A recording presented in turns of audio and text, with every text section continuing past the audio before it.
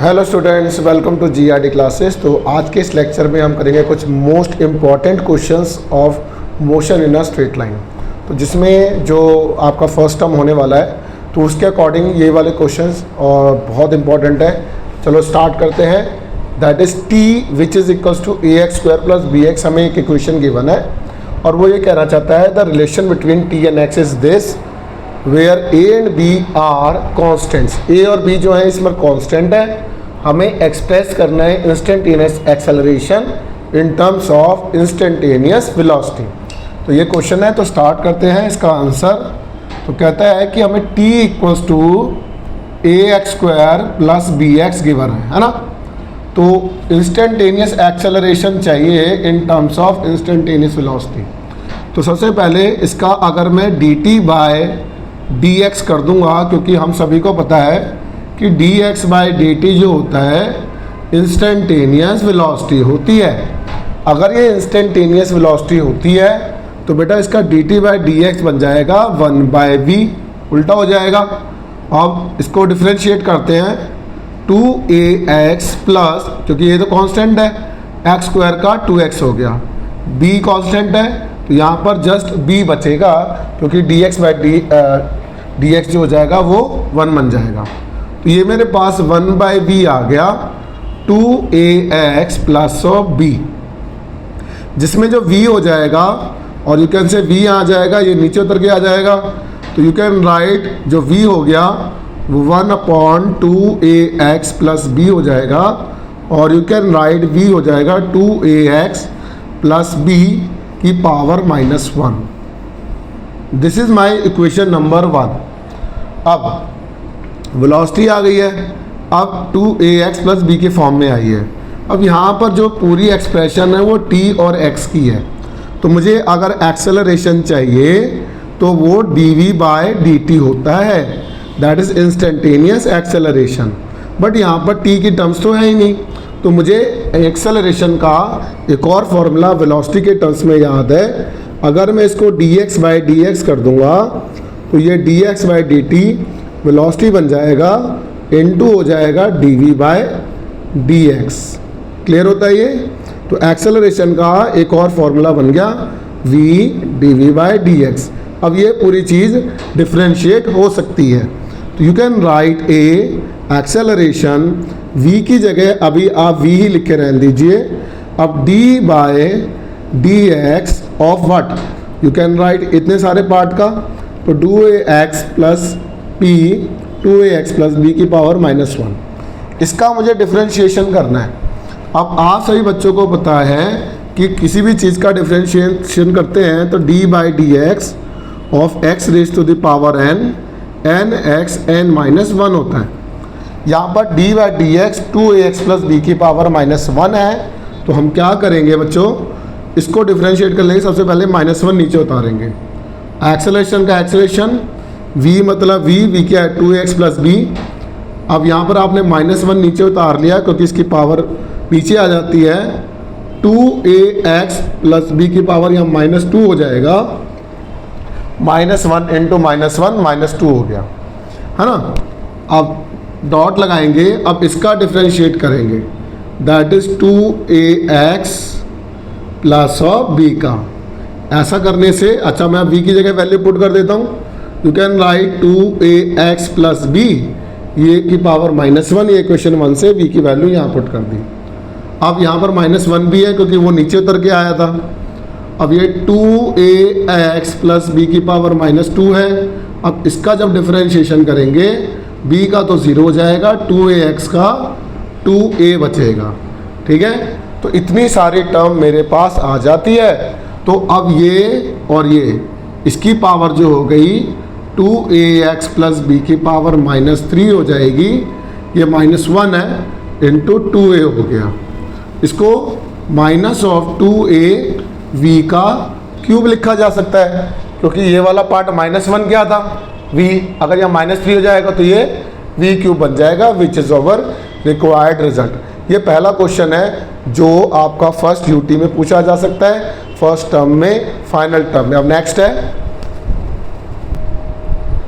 अब ये हमारे पास नेक्स्ट क्वेश्चन है। इस क्वेश्चन में बोल रहा है a car starting from rest accelerates at the rate of f through a distance s, then continues at the constant speed for some time t and then decelerate at the rate of f by 2 to comes to rest.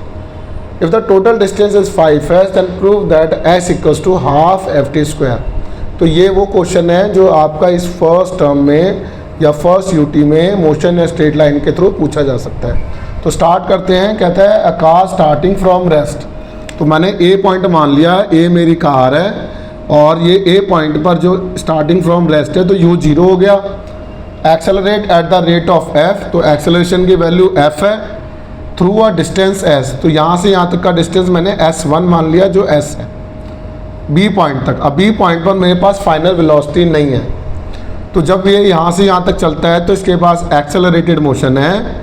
तो अगर accelerated motion है तो we can write v square minus of u square equals to 2as1।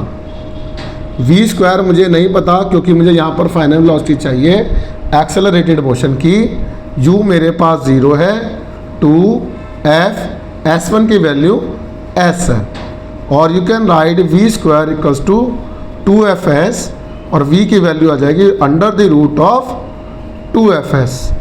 अब ये जो velocity आई है यहाँ से यहाँ तक की वो b पॉइंट की वेलोसिटी हो गई। कितनी हो गई बच्चों? Under the root of 2fs। Okay, अब यहाँ से लेकर अब कह रहे हैं then continues at constant speed. Constant speed मतलब यहाँ पर एक यूनिफॉर्म मोशन है।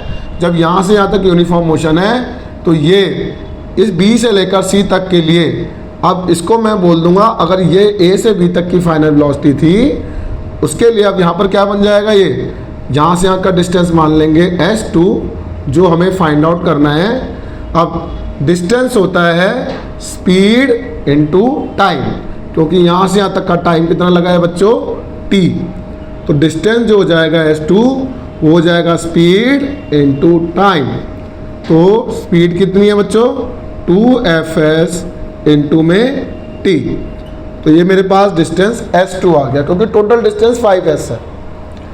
अब यूनिफॉर्म मोशन खत्म होने के बाद यहाँ पर डिसेलरेटेड मोशन है, than decelerated at the rate of f/2।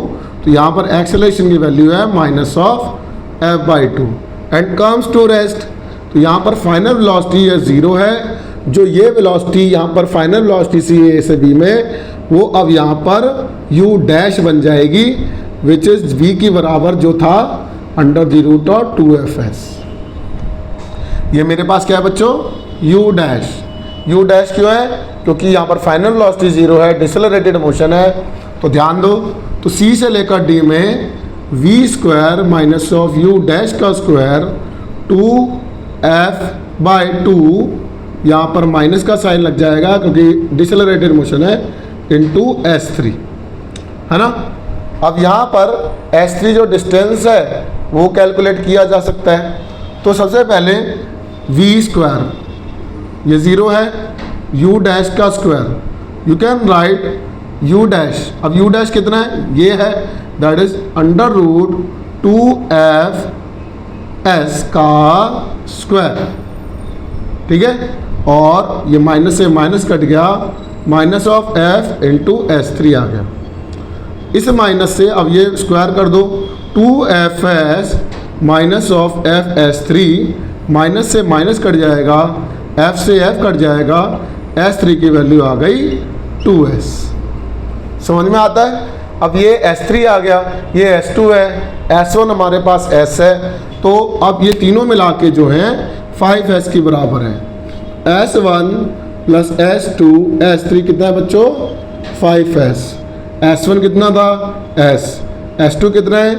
Under the root of 2fs into t। What is s3? 2s which is equals to 5s। 2 + 1 3, 3 वहाँ जाके कितना हो जाएगा? 2s which is equals to 2fs into में t।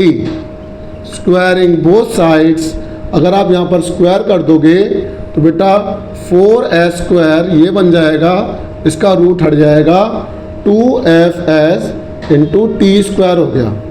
बेटा 2 से 2 हो गया, एक एस से एस कट गया, ठीक है, तो टी मुझे क्या चाहिए एस, क्योंकि ये प्रूव करना था, एस का एस है, ये 2 नीचे उतर के आ जाएगा, एफ बचा है T square which is the formula जो हमें चाहिए था, दैट इज हमने इसका प्रूव कर दिया, that is S equals to half F T square के बराबर। आई होप कि ये वाला क्वेश्चन आपको क्लियर होता है।